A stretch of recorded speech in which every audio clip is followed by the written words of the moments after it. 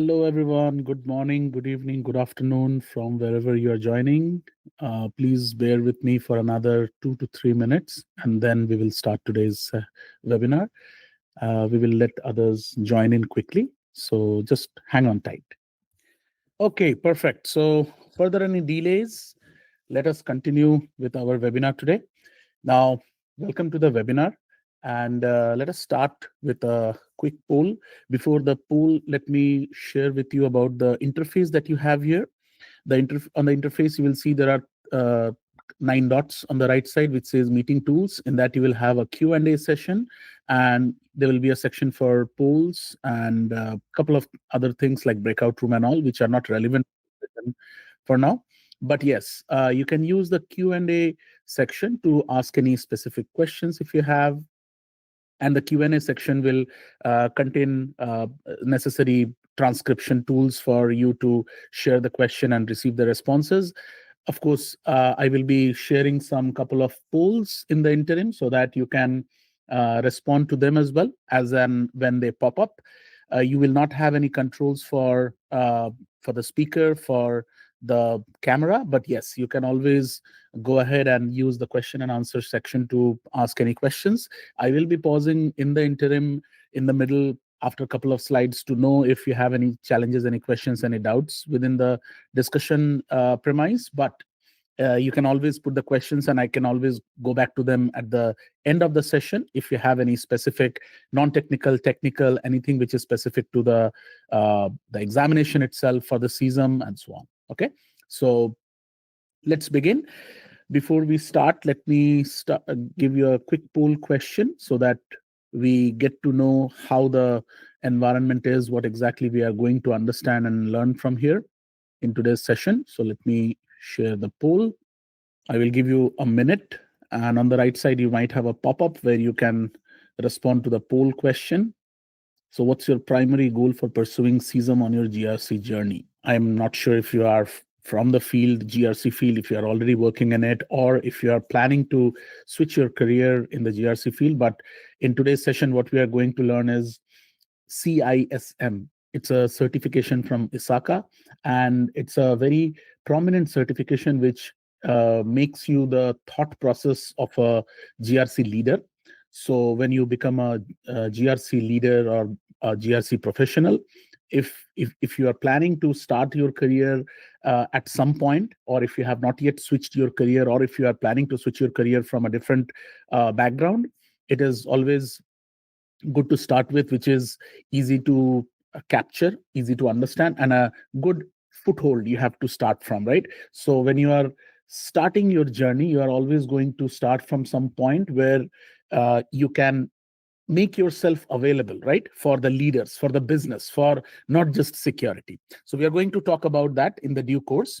Now, in this session, to start with the session, let us talk about a scenario first, right? So imagine that it's 9 a.m. on your first day as a newly appointed GRC leader, and you step into the boardroom and all eyes are pointing at you. Now, they are expecting clarity on a risk, on a confidence in your governance plan, and a real world answer right now. Because whenever you are a GRC leader, they expect you to respond right now. You might have the experience, you might have the knowledge with you. That's what the expectation is. Now, you are continuously thinking about what should be the response I should be giving them, because you are not just another practitioner. You are a CISM practitioner who is Certified Information Security Manager.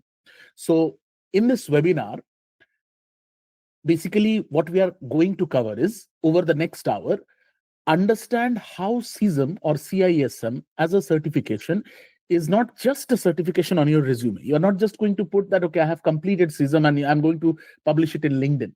It's a strategic way that will transform your policies into performance, your risks into opportunities, and you are going to make sure that compliance checkbox in the boardroom is going to have a credibility. They will not just see you as a checkbox that yes, he is there, he will take care of the compliance, but you are going to bring credibility to the environment. Now, we will be diving into the mindset, right? So let us talk about what we are going to learn here. But before that, let me give you a quick walkthrough of what SarvisShield as a service provider does. So it was basically founded to bridge the critical gap between emerging cybersecurity threats and professionals. And the idea is that end-to-end approach from not just skill development, but also real-world problem solving, real-world scenarios, real-world labs, making sure that you are having a personalized support for your placement, for your job opportunities, for knowing what is going on in the all across the globe. Because now people are not just a citizen of a location or geographical location or a country, they are global citizen. They are travel from country to country, place to place, right? So making you confident, that's what the target of SarvisShield is as a company. Now, different type of services that SarvisShield has, just a quick overview: technical consultancy, to training, to job readiness support, to expert technical and audit services. So if you're thinking of SOC as a service, if you're thinking of audit as a service, we provide it all to different companies all across globe. It's not just in Canada, it's not just in India, it's not just in one location, but our head office is in Canada. We are located in Canada, but we provide services all across the globe. Why us? Because we have a couple of happy client testimonials. You can see it on the screen. And it is not just these two clients, but there are many, many clients who we have served for last 6 months. We have been working since last 6 months. We have been up and running since 1 year, but to provide the services, we have started last 6 months, and we have a track record of almost like 90% client satisfaction and success rate. Any certifications they have taken up, they have completed, they have successfully passed, and that's how our services are as such. What we are going to talk about in this webinar, how is this webinar going to be? So we will start with a quick question. We will understand how CISM aligns with the GRC principles. We will also talk about the key skills to bridge cybersecurity and business risk. We will understand real-world case studies on governance and compliance. We will also understand the career path from CISM to GRC leadership roles. And we will have open question session also, right, where you can ask any questions. Of course, I have already mentioned that there is a Q&A section in your on the right side. You will see Q&A where you can put any questions that you have that comes in your mind. So you can always make use of that, right? So let's unlock new career possibilities in GRC together. Now, the question that is for you, you can respond in Q&A. Of course, we will go through that later, but I will also share with you what attracted you to GRC. I know it's a new term, it's a hot term, and people are talking about it a lot, but what attracted you to GRC? That's the main question that anyone asks to anyone, or any experts want to know from other experts. Like, what exactly is in GRC that gives you that superpower? So on the right hand side, you will see there are two superhumans, right? One is GRC and one is CISM. We'll talk about these people. One is called Captain Policy and one is called Spreadsheet Sorcerer. So governance, who is the Captain Policy here, he has a superpower that is fill out a form, fill out a questionnaire. You might have heard of security questionnaires, right? Or assessment questionnaires. So SAQs, they are very popular, very common in any environment, any IT environment, any cybersecurity environment, or any enterprise where you have third parties, where you have vendors, where you have people providing you service. So the first thing that is the governance is that fill out the form, right? Captain Policy. Then you have the compliance guy and the CISM guy. Rather, he is called the Spreadsheet Sorcerer. Why? Because he always asks a question. But what if? His superpower is, but what if? Now, how does it relate to this environment? How does it relate to this, our current discussion? So there are three core things that it draws anyone, rather, which drew me rather into GRC, world of GRC. So the first was the bridging of the technical security and business strategy.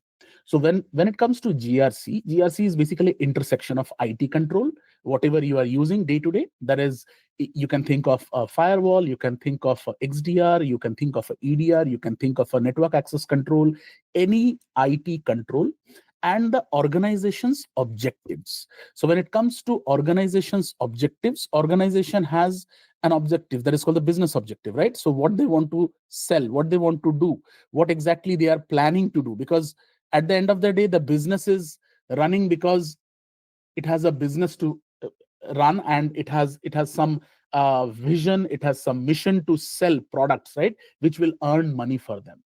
So this intersection where GRC is sitting, that is where it bridges the gaps. It allows translation of the technical insight. That is, if you talk of access control, simple stating access control, simple username, password, it will give me access to something, and it will give me awareness what kind of decisions or what kind of values I'm accessing. So that will be basically a risk aware business decision which drives real value.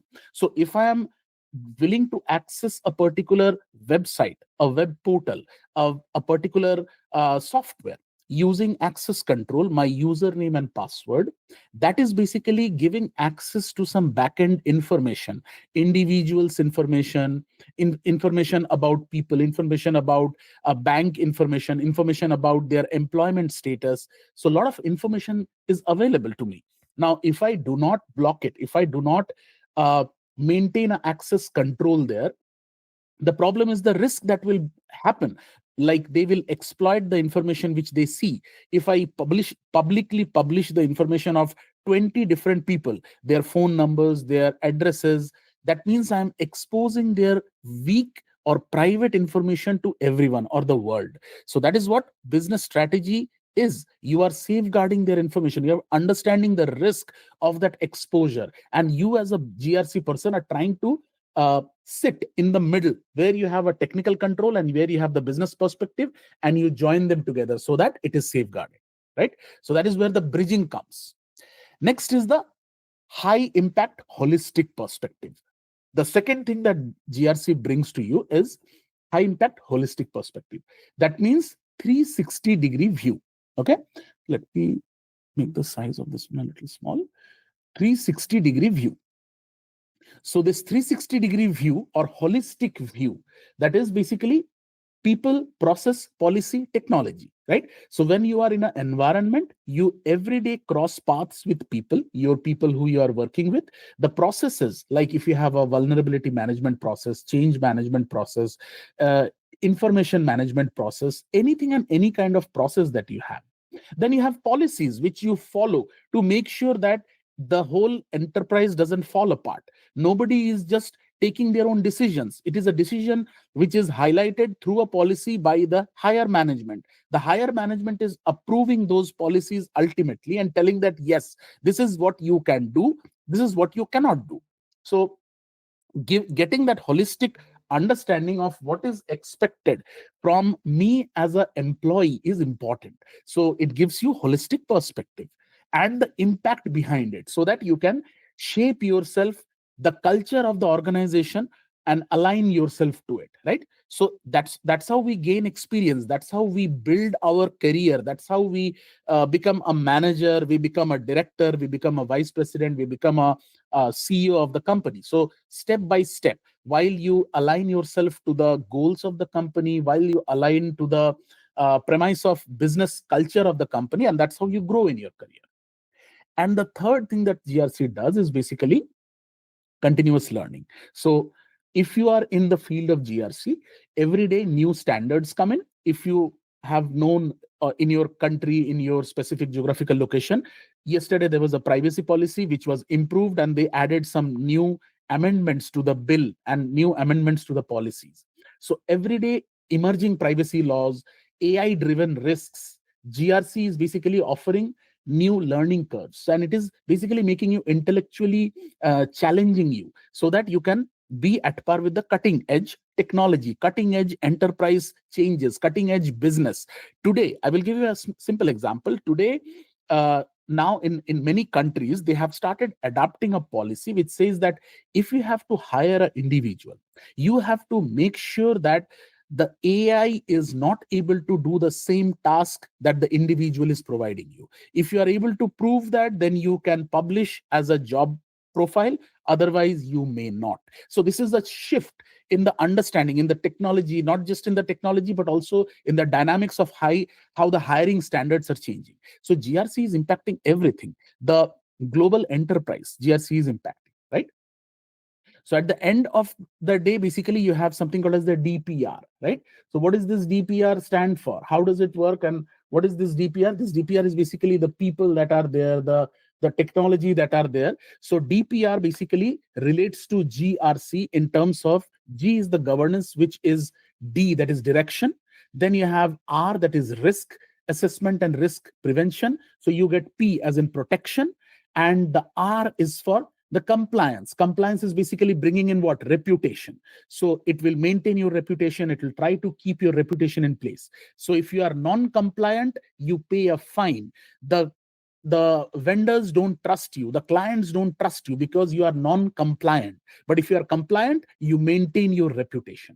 Similarly, if you understand the risk, you will protect yourself. If you understand the governance, you will get a direction in which direction I should be taking my business towards, right? What should be my next step? What should be my next business move? Now, how CISM aligns with GRC principles. This is the core of our discussion today, that how, if I am doing the CISM certification, how is it helping me to become a GRC consultant, GRC analyst, GRC practitioner? So when it comes to the CISM, the primary thing is the understanding of the business alignment. So the golden rule says security exists to enable the business. Security, the business is of course going to be the core bread and butter earner. It is the one which earns for you. It is the one which brings money to the table, food to the table, and so on. So if you are basically following the business, if you're trying to support the business, security is the one which exists to help the business or enable the business. So you have to support strategic objectives, you have to maintain operational continuity, and you have to improve business outcomes, how business is going to work. So basically you have to favor, so enable the business, align with the objectives, support the strategy, and business impact understanding. This is what will be your first alignment of CISM principles to the GRC principles. The second is think risk management. In upcoming slides, I'll tell you about how this mapping of the particular domains in CISM. There are 4 domains in CISM examination. So how they relate to the GRC principles in a little detail. So this is just a overview. This is just the beginning. So think risk management. Think risk management means you are identifying, analyzing, and mitigating the risk. Don't just remove the threat. Say, for example, if I have to make sure that a person who is riding a bicycle doesn't get hurt, I cannot remove each and every stone from the road, right? I cannot just remove one stone and say, no more, he's no more going to meet any accident and get hurt. Again, tomorrow, if there is a bump in the road, because it has been strategically placed to slow you down, if the guy on the bicycle doesn't take care of the speed and speeds over the bump, he may still fall. I cannot remove it, right? So stop thinking about removing of the threat. Stop thinking about removing of the stones. Think about how to mitigate the risk, how to make sure that he doesn't fall down. Maybe I will ask him three, 4 things. If you see a stone, slow down. If you see a speed bump, slow down. If you see there is a hole in the road, in the middle of the road, please either stop then and there or take a detour, bypass the road or go to a different road, right? So those are your strategies to mitigate the risk of meeting an accident on the road. It is not to remove each and every person from the road, each and every pebble from the road. That is not how either businesses work or real world works, right? Because when I'm on a bicycle, I'm riding on the bicycle, I cannot just think that there'll be no buses, no trains, no other person on the bike or car going on the road. It will be just myself, right? I cannot think like that. So that is removing the threats, right? I'm not going to remove the threat. I'm going to mitigate the risk. Now, next is governance and policy is greater than technology. Why? Because when it comes to policy, when it comes to roles, responsibilities, and oversight, they will always come before any technology.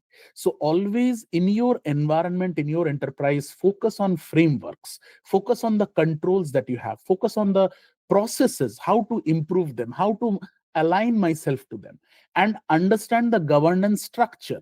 So basically, when you are understanding the policy, when you are understanding the governance structure, or the people who you report to, the procedure, how you are going to step by step do something, and understand the oversight. Like, you might be having an oversight from your manager might be having an oversight from the director. So everyone has an oversight. This is basically a support system. It is not just basically micromanaging. It is not to tell that you are doing something wrong, but it is to tell you that, it is to guide you that this is not the correct way, this is the correct way, right? To remediate, to make sure to mitigate, and always document the process. So governance policies, these are documents. These are lifelong. These will always be there. Today there is one technology, tomorrow there will be something else. Yesterday there was everything was on premise, now everything is going to cloud. Yesterday there was manual security operation center, now they are moving to hybrid or AI security operation center. So that will keep on changing. Don't focus on technology in your career also. I always tell my students and anyone I meet, any people I meet, don't focus on technology. Today you are working as a firewall engineer, think big. Go for the governance part of it, go for the policy part of it. Which policy is telling me to use a firewall? What is there in the policy which might change, and I might become from a firewall engineer, I might become a perimeter defense engineer, something like that, right? So you never know what exactly is changing, how is it changing. So that is the focus should be there. Next is people and process focus. Now here, always prefer human-centric and process-based solutions. So choose awareness and training. Always make sure you should be focusing on awareness and training in your environment, because that is the one which will safeguard anything and everything in your environment. If you do not have the proper training, proper awareness, proper roles and responsibilities defined, people will be confused. What am I supposed to do? If I see a mishap, or if I see there is a non-compliance, should I report to my manager? Should I report it to the risk officer? Should I report it or even ignore it? Okay, someone is non-compliant, I don't care. This is not my job description. This is not my task. So you should always give them awareness that don't just turn blind eye to a non-compliance. Make sure you raise your voice. Make sure you take necessary steps, because that is going to save your company from going bankrupt, right? We will see some examples where companies have gone bankrupt because there was no proper support system for them to have GRC, right? Implement GRC. So that many people have gone bankrupt because of that. Many companies have gone bankrupt because of that. Next is the legal compliance and contractual thinking. When you are taking up the course, or when you are learning about CISM and trying to build yourself in a field of GRC, legal compliance and contractual thinking is important, because at any point of time, audit is one thing which always happens in any company. Audit, you have to be audit ready. Whatever steps you are doing, whatever installations you are doing, don't just think that you have done and you have an escape route for that. You cannot escape anything and everything that you do in your company. Everything is audited. It might be just a time when it will be audited, or which auditor will put their eye on that particular component and tell that, okay, why don't you just tell me what was the task done? Say for example, you have to make a change, right? Change management process was followed. You created a change, you got it approved, but the day of the change, you made sure that you did some extra steps in the change. Now, when you are doing that, it is not compliant or it is not audit ready, because you have changed the implementation plan. You cannot change an implementation plan without getting proper approvals from all the teams, or updating them that, yes, these are the changes I am doing. If you do that, that means your audit will fail. It will say that there were 20 steps in your audit, but you added 2 more on your own. and you removed 3 on your own without informing the necessary teams, without taking necessary precaution. If the change failed, what would have happened?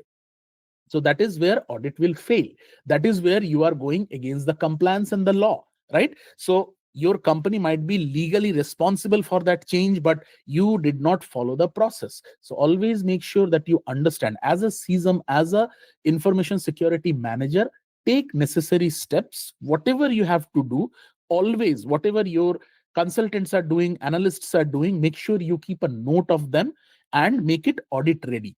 Everything should be documented, everything should go through proper ticketing system and everything, right?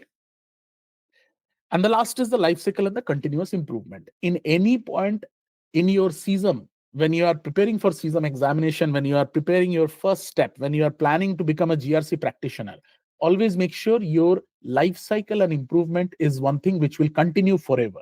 So always monitor your environment, measure your environment, review your environment, improve your environment, and continuously capture the metrics, what needs to be changed, how much it needs to be changed, right? Now, when you are appearing for the CISM exam, I will also give you some tips during this whole session about some CISM exam, if you are preparing for one, or if you are planning to prepare for one, or if you want to take up the course in the future. So during the CISM examination, there are some keywords, like if you see implement control in the question, always make sure, think like, was there a risk assessment done before this? Because when I implement a control, I have to do a risk assessment. Based on that, I will implement and decide which control to use. Next is, if there is a security incident, if you see in the question or the premise or the discussion in CISM about security incident, always make sure you have to think like, follow the incident response plan or IR plan. Make sure you contain the incident and make sure you communicate about the incident. So step-by-step plan has to be followed. Then if you think of, say, cloud or vendor issues, if you are reading a context in CISM exam or CISM context and CISM textbook, and you are knowing about cloud and vendor issues, think from a perspective of SLAs, because in cloud, you do not have control over the hardware, but you have control over contracts. What if I don't get access to that hardware? What if that hardware is down and it was not replaced within a period of 30 minutes, which was in the SLA? Think from that perspective. So that is the perspective you are going to build. That is the perspective you need for the CISM examination and becoming a GRC practitioner. Because when you are following your post-incident assessment as a CISM, always make sure you understand there are lessons learned, root cause analysis, and improving of the process, because process is currently failing, and that is the process you have to improve, and that is where you have to focus on, right, as a CISM practitioner. Now, some quick tips I'll give you at the end of the session, where I'll be talking about never start with tech, right? Always start with risk or policy. As a CISM practitioner, as a GRC consultant, GRC expert, never ever start with tech in your discussion. If you are sitting in front of your CISO, if you are sitting in front of your leadership team, right, enterprise leadership team, never talk to them about, okay, I will put a firewall, I will put a network access control, I will put a wildfire, I will put a threat intelligence feed, things like that. Always start with the risk and the policy, which is going to be supported. Then, if you are unsure about anything in the business, always ask what's best. Always think and ask what's best for business and the risk posture.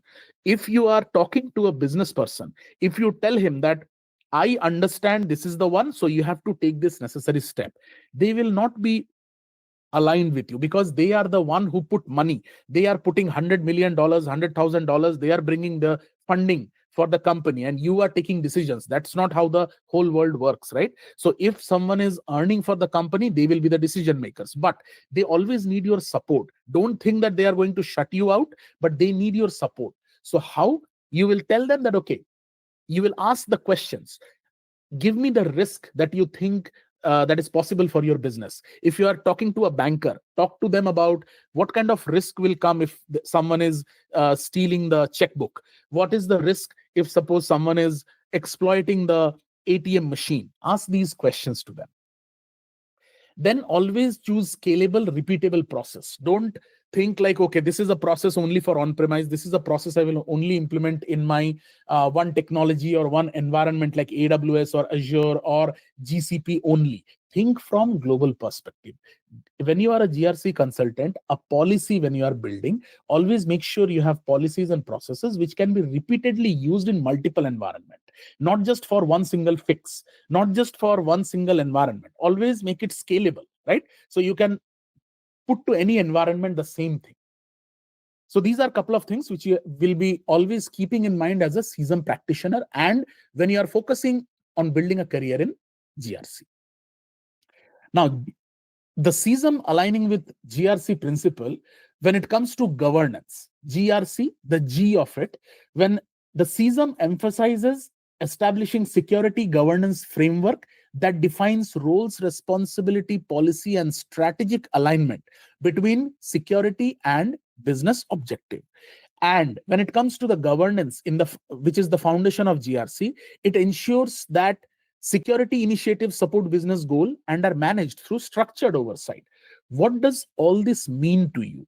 This means that always your focus should be security policies and procedure, security strategy development, and always make sure that your board of directors, the VP, vice president of the company, they are non-technical people.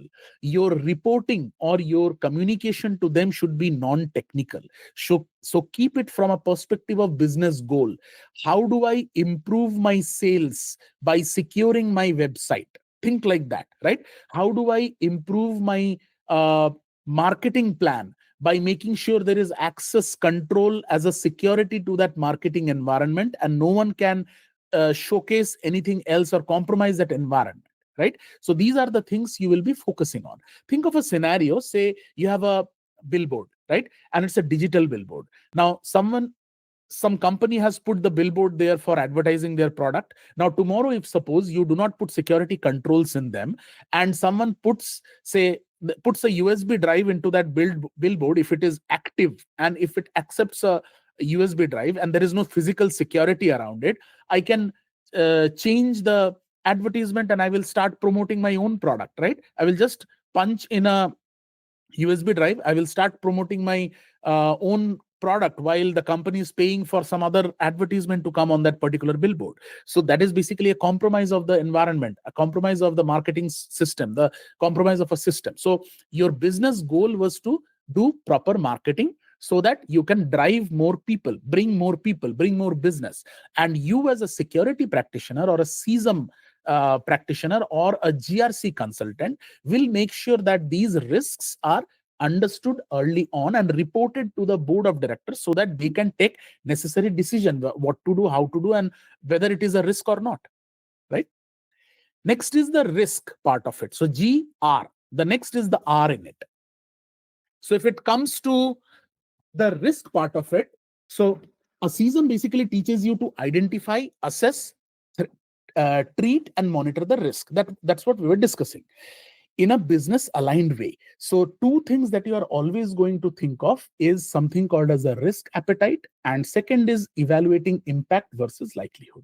We will go again talk about this impact versus likelihood and risk appetite in a little more description and a definition perspective in a couple of slides later. But yeah, so from a risk direction, the GRC, the risk, basically this is the heart and core, risk aware decision.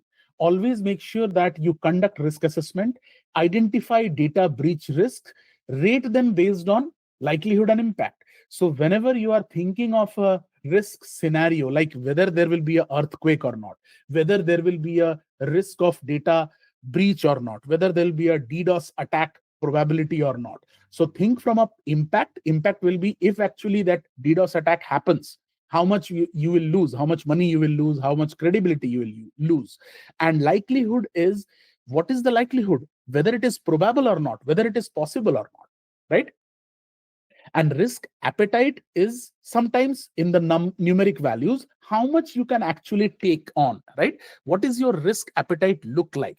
I may lose 100 million worth of data. I may lose $1,000 worth of data. So you have to put a number to it. You have to give your appetite, how much you can lose, how much you can put the amount of money to risk, the amount of data to risk, right? So that evaluation has to be done as a CISM practitioner. So as a CISM, information security manager, you have to make sure you always assess risk appetite and likelihood and impact measurement to evaluate your risk.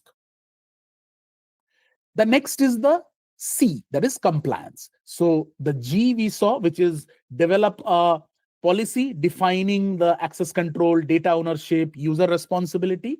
The R was conducting risk assessment for data breach, for DDoS attack, and rate them based on likelihood and impact. Make a table format and put likelihood and impact. And finally, go for the compliance. The compliance part of it is basically ensuring the portal meets the particular frameworks. Like if you are following HIPAA, if you are in environment, say medical environment, you need to follow HIPAA. If you are in Canada, the privacy laws are PIPEDA. If you are in say cardholder data environment, you have to make sure you follow PCI DSS. If you are in European Union, the privacy laws you have to follow, that is GDPR. So this CISM, basically this examination, or when you are going for the certification, it ensures that the programs are aligned or compliant with laws, regulations, standards, and you promote audit readiness, control effective reviews. The compliance is the same. It ensures obligations are met, making sure you meet what government has obliged you to. You have to follow the basic rules if you have to do business in a country.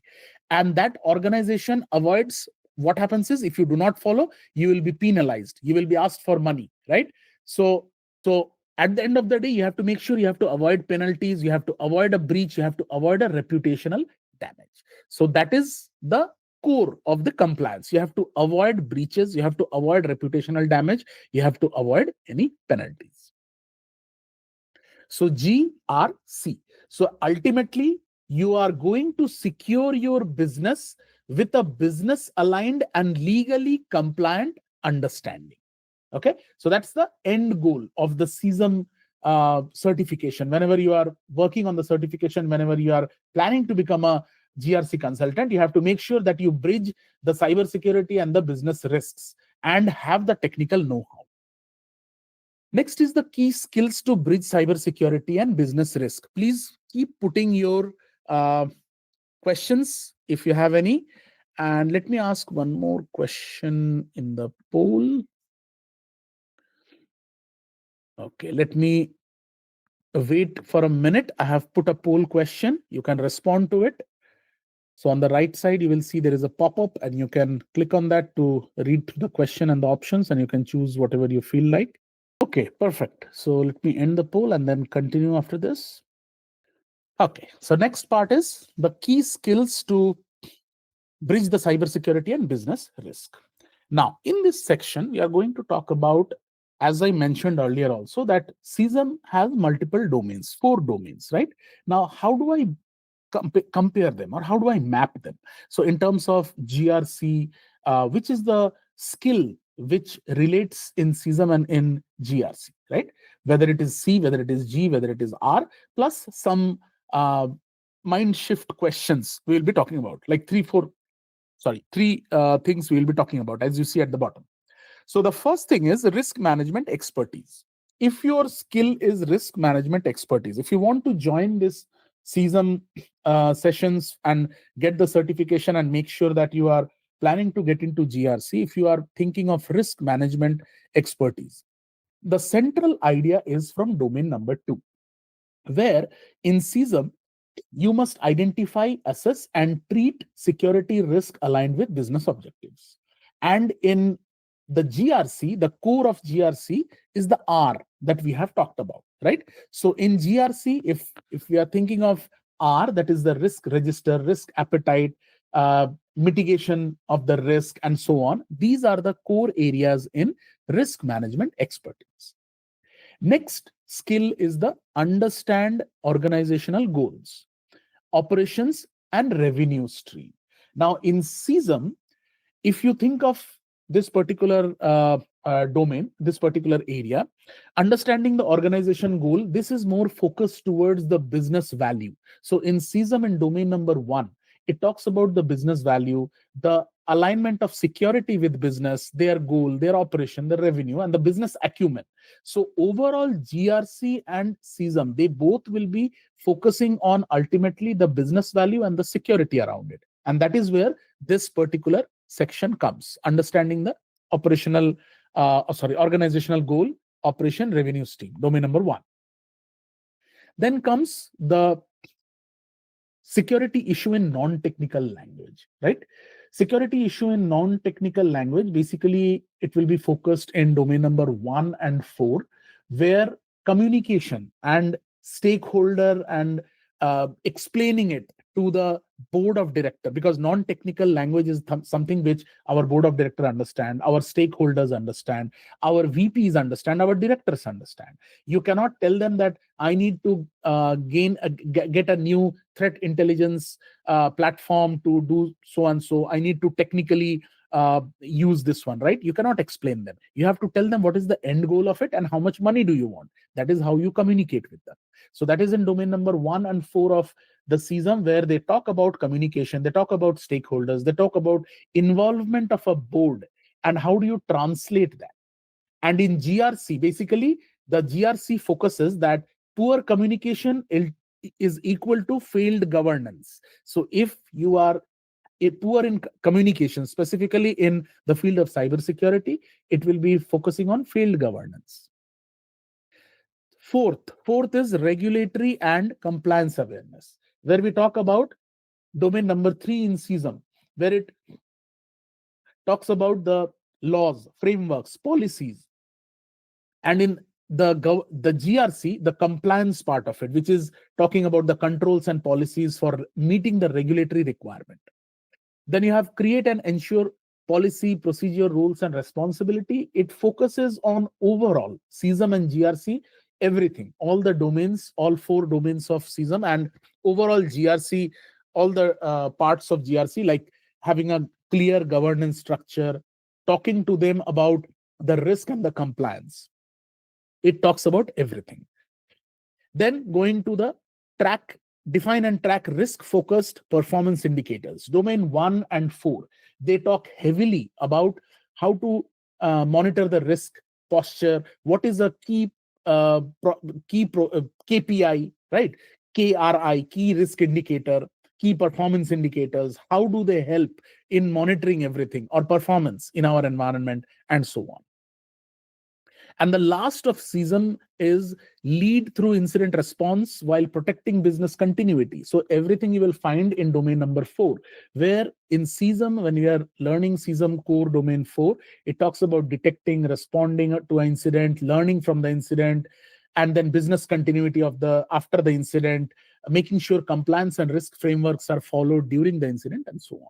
So ultimately, at the end of the day, CISM will be focusing on managing the program, security program, and GRC professional. As a GRC professional, you have to rely on your skills to embed the cybersecurity into the business fabric through the framework implementation, then oversight, and so on.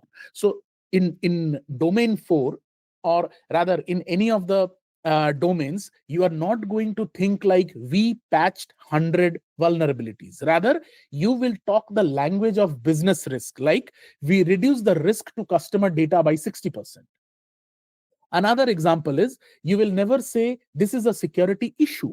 No, it's not an issue. Rather, it is a risk to operational continuity. That is how you are going to talk. That is a business language. Another example, in terms of AI.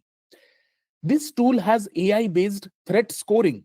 This is a technical concept. This threat scoring, AI-based, it is not to be understood by the business owners. What they understand is this tool enables faster fraud detection and response. So rather than telling AI-based risk or threat scoring, if you say faster fraud detection and response, they don't need to know whether AI is there or not, machine learning is there or not, whether you are choosing historical data or not. Those are technical implementation, operational implementation. They just need to know whether I can catch fraud or not, whether the business is safe against any threats or not, right? So that's what the business thought process is. Now, let's talk about a question. And when you're preparing for CISM, it is very important that you understand a question, any explanatory question, in terms of breaking it down into keywords, into concepts, and then responding to that, right? So I will share the question. If you want, you can answer it in the question and answer chat window. That's fine. But I will explain it to you here. So the question says, an organization's board asks the CISM to present the current security posture and explain how recent security investments have supported business objectives. The CISM prepares an executive summary that outlines key risk indicators, or KRI, aligning with compliance requirement and the reduction in risk exposure for mission critical processes. Now, the question says, which of the following skills is the CISM most demonstrating in this scenario? So, one by one, if we go through, the scenario shows that the CISM's, basically the first answer says regulatory interpretation and audit readiness, right? So in this scenario, while compliance is already mentioned, if you see compliance requirement, aligning with compliance requirement, the main focus is another thing, that is communication and strategic alignment. Because here, ultimately, the scenario shows that the CISM's communicating effectively with the executive, linking the security actions to business impact and demonstrating the risk in their own term. So that will be what will help in bridging the security and business risk through communication, right? That's what we discussed earlier. Like, if you say there is a issue with your security, no, you tell them there is a risk to operational continuity. That is what they understand, and that is what here also it says. So regulatory interpretation and audit readiness, it is fine, but it is compliance. Then you have technical vulnerability remediation.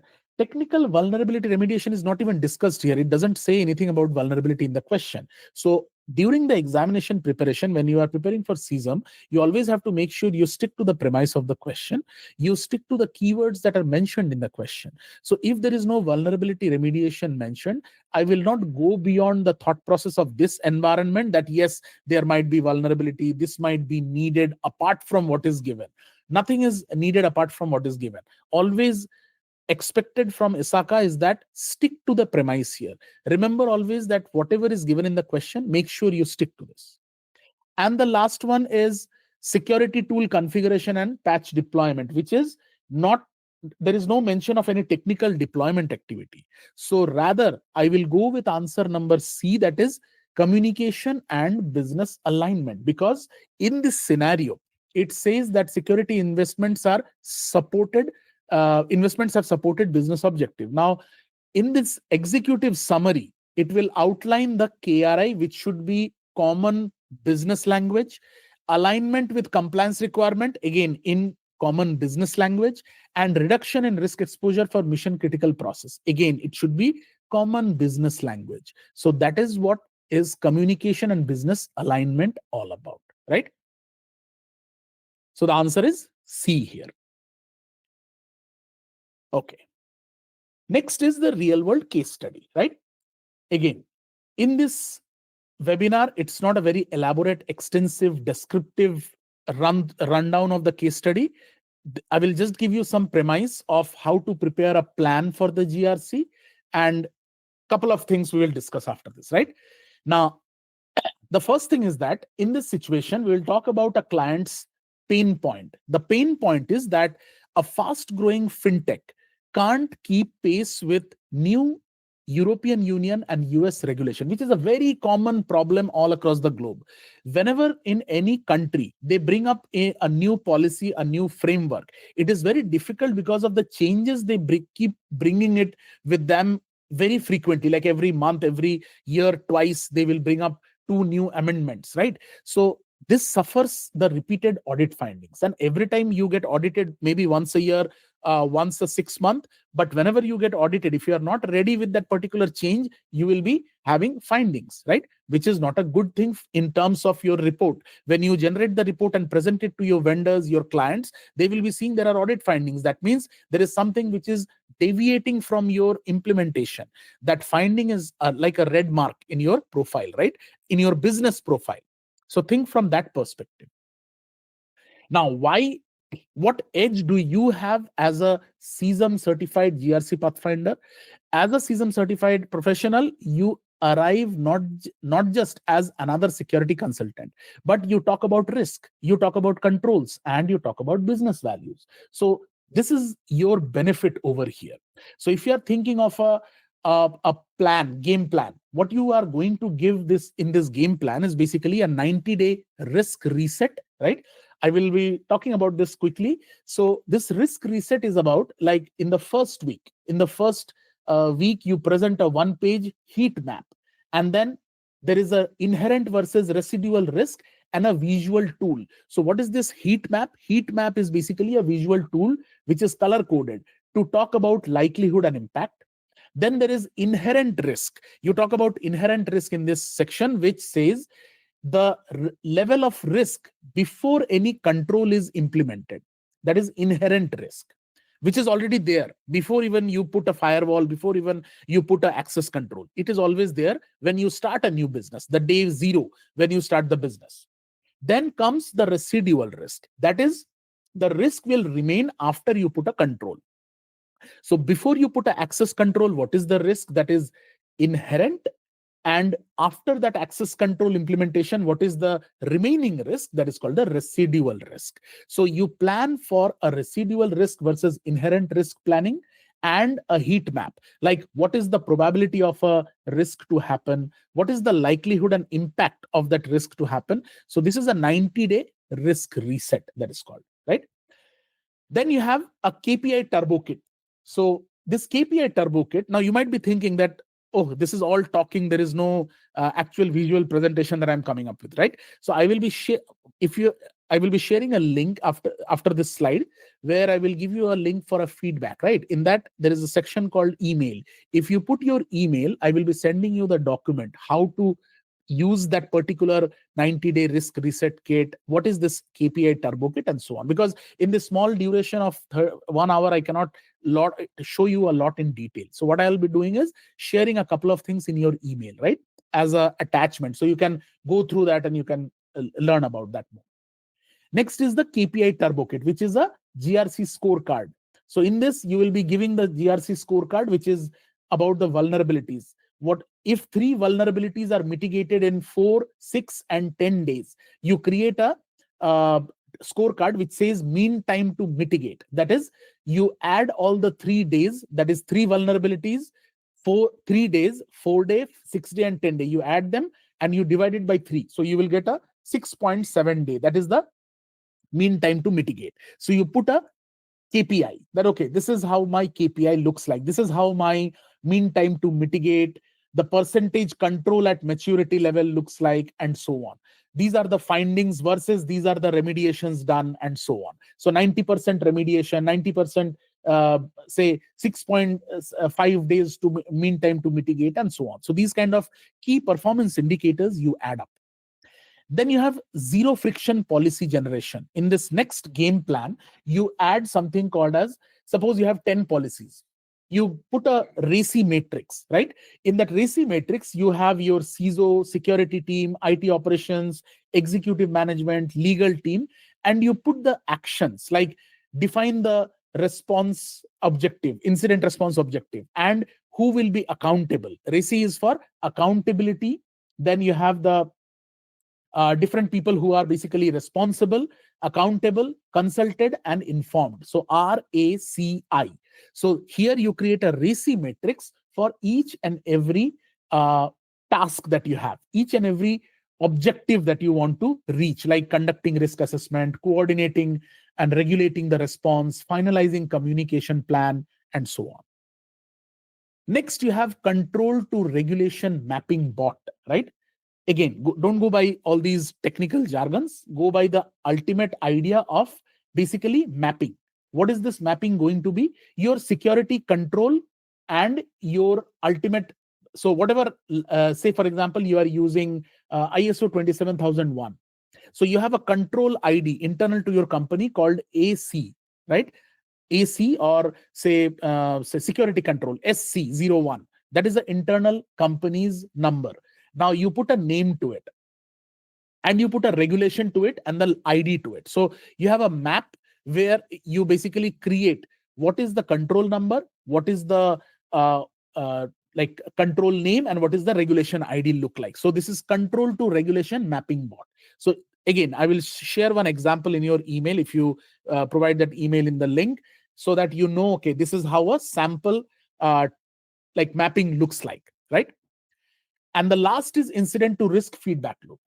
The incident to risk feedback loop is basically if there is an incident and there is a risk to it, what does it look like and what exactly the steps you should take on that, right? So ultimately you have to make sure that, suppose, auto-generated risk entries for incidents, like if you create a dashboard, residual risk after incident, and you have a Power BI tool for that, or you have a similar GRC tool, which I will be showing you after this particular slide.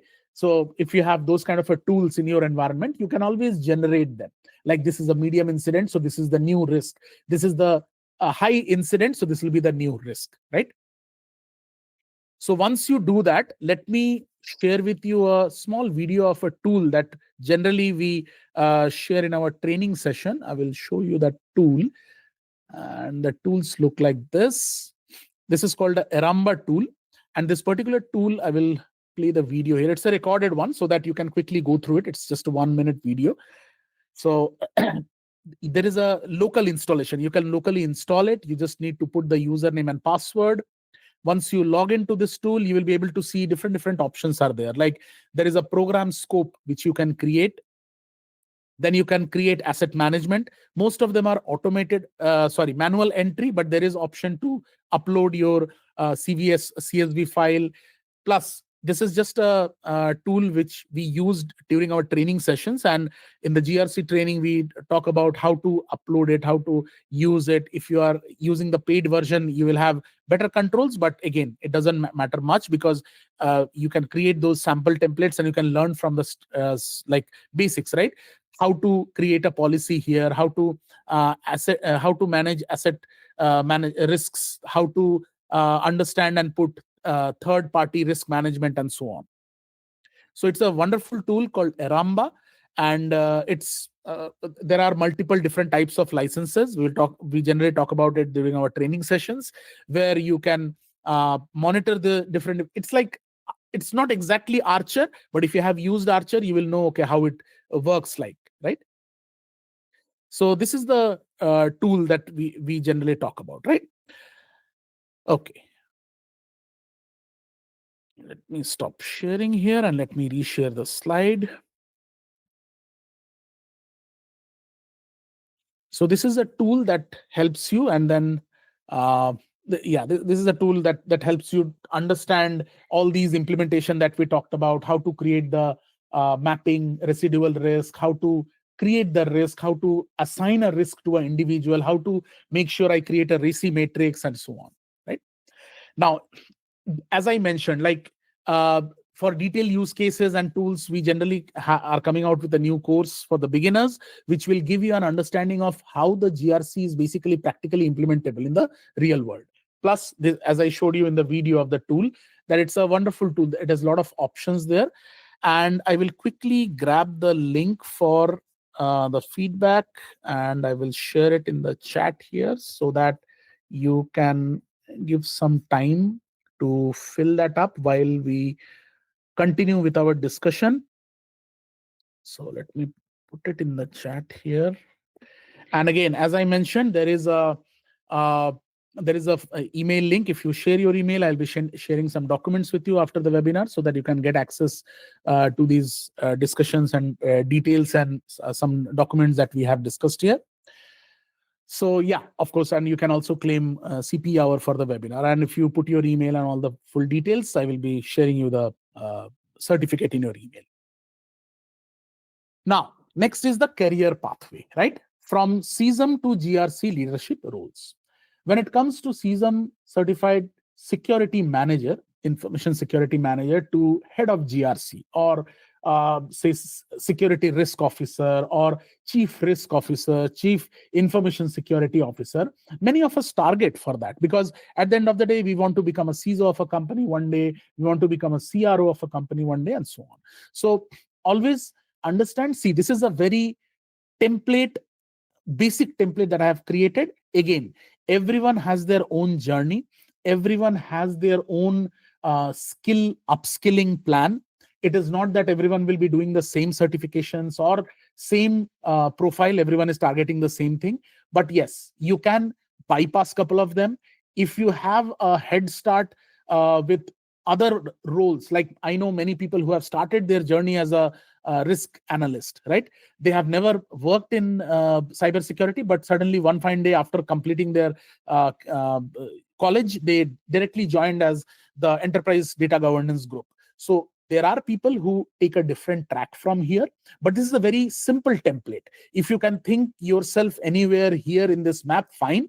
If not, we can always set up a separate session for discussion that how to build your career in GRC and what you can do apart from that, right? I'm always reachable from there. Now, this CISM gives you the governance and the risk DNA, deliberate rotations, quantified results, and cross-domain certification, turning that DNA into a clear runway towards GRC leadership and eventually the C-suite.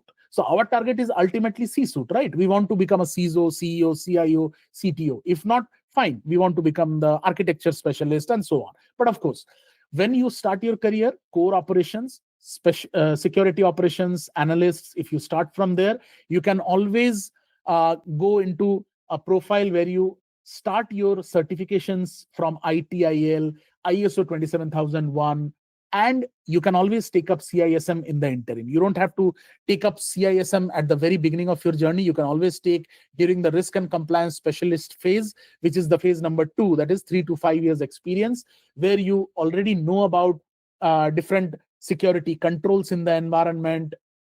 You know how the testings are done, what is the policy look like, what is the assessment look like, and so on, right? Apart from that, GRC program managers, governance lead, enterprise tools, you can basically be a part of it. So you can take up certifications like CRISC, Prince2, Archer, ServiceNow GRC, and so on. Then you have cross-domain leadership role of 8 to 12 years, where you are basically targeting for director of GRC, enterprise risk manager, and so on. Then different profiles are there. You can go for CGEIT, executive MBA, leadership role, and so on. And finally, at the end, you can always become a ESG susceptibility certifications, then GIAC certifications, board governance certifications. A lot of certifications are there where you basically are strategizing, understanding what is the capital implementation and allocation, how much money you are given, what you do with that money, and risk to value story, right?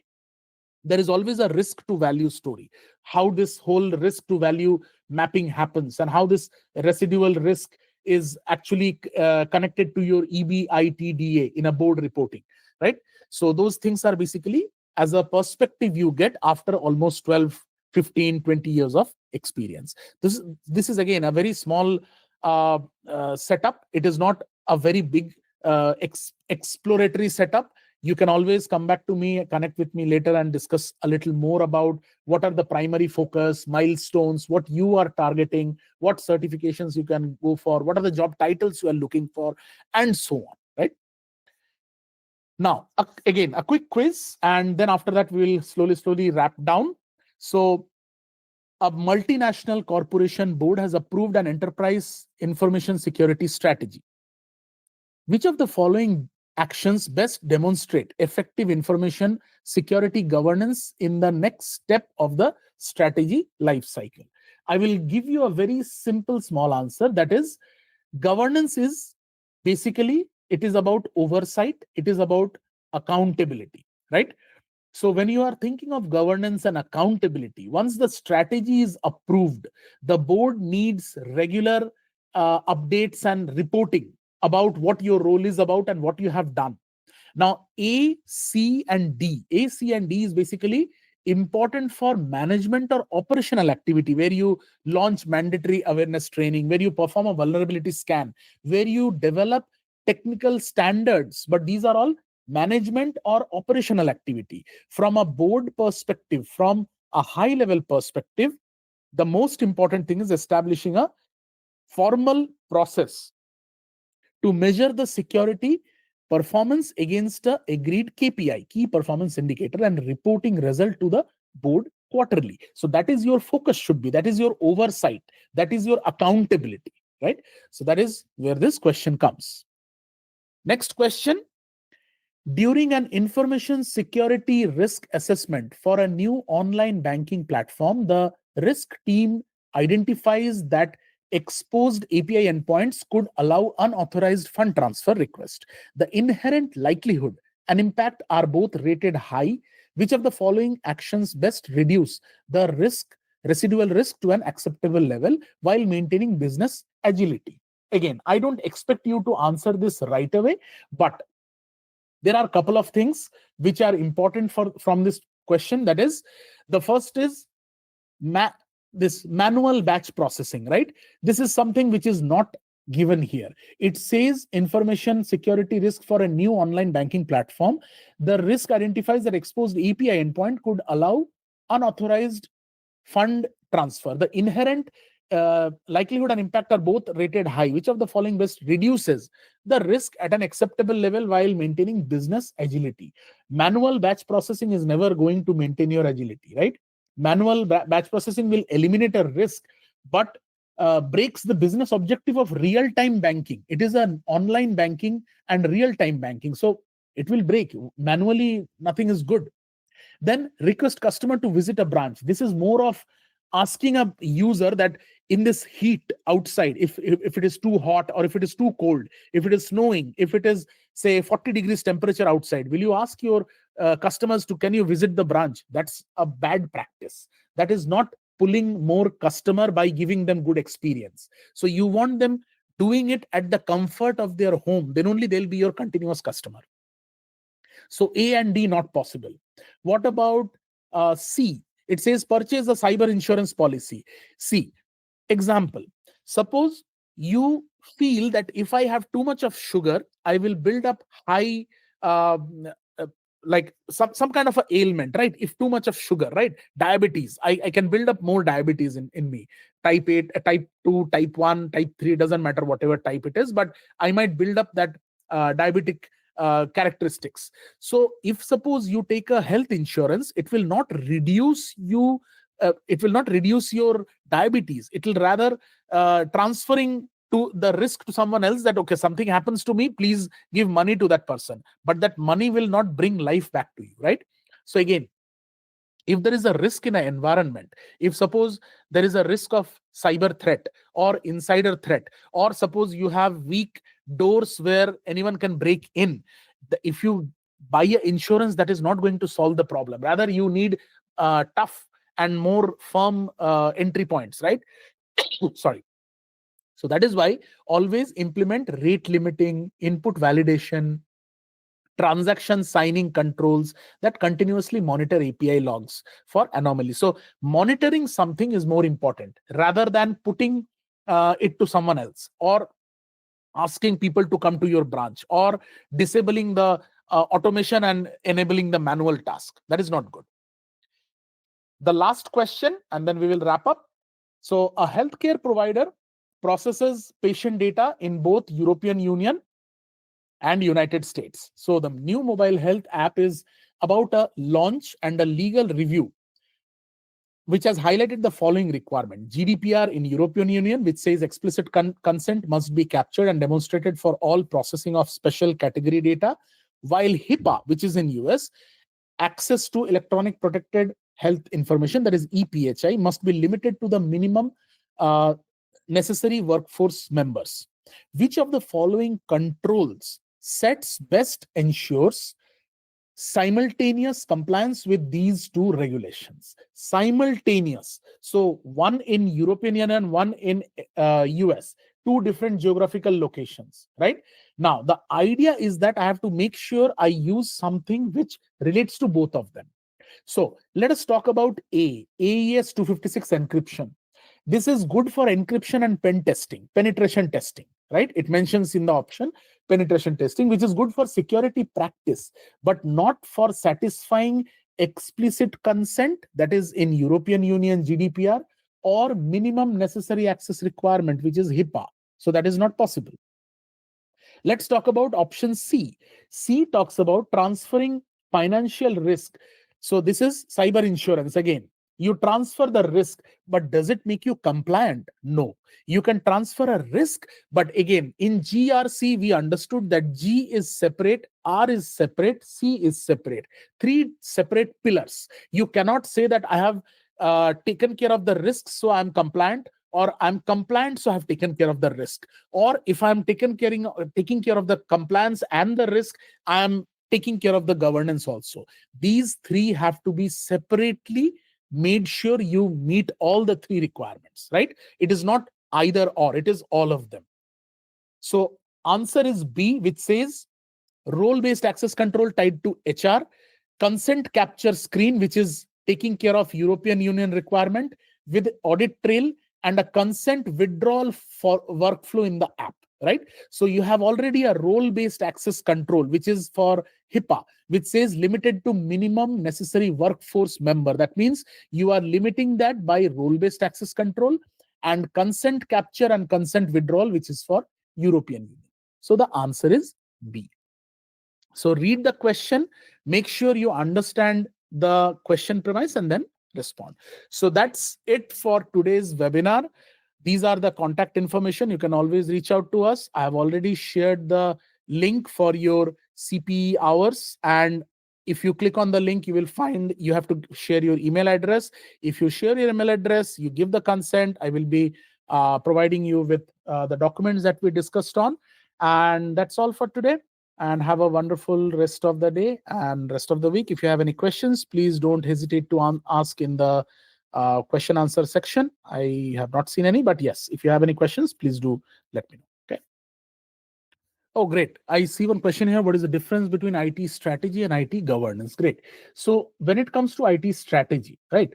Basically, strategy is to define how the technology will enable the goal of the organization, whatever it is, right? Whatever organization's goal is, like digital transformation, new investments, what is the goal is. So it just tells that how technology will be enabling these goals. And governance is basically making sure that the decisions and the operations that are happening is with the business objective. So if you are, say, for example, if you think of, say, implementing, say, IT strategy, right? IT strategy, primary stakeholders, or anything like you are planning to fit in a IT strategy, executing using a steering committee, using a strategic initiative. Now, when you are planning for the business alignment, you have to plan with the risks of the alignment, who is the owner of that particular environment, and so on. So when you create RACI matrix, when you make sure you have KPIs, these all relate to governance. But when you are actually putting a committee, when you are putting policies and standards, when you are having a digital transformation plan, like, okay, this is how I move to cloud. These are the cloud policies that I'll create. This is how I drive my innovation through agile implementation or DevSecOps implementation, and so on. These are all IT strategies. So IT strategy and IT governance, they do different things. Your IT, say, cloud migration, just an example, cloud migration. Your strategy is to mitigate, say, X% of workload to the public cloud over the next 24 hours, right? Say 10% of your workload to the cloud in next 24 hours. Your governance will be like, what policy should be there, like new cloud security policy. Then what kind of controls should be there? Do you need a cloud security posture management, CSPM, ASPM? Then who will be the decision makers of the rights, right? So who will approve the vendors, who will vet the vendors? There needs to be a steering committee around it, and so on. So that's the difference, primary difference. Perfect. Thank you so much then. Talk to you again and hope to see you in our GRC session once we come out with that. So have a wonderful rest of the day. Take care. Thank you.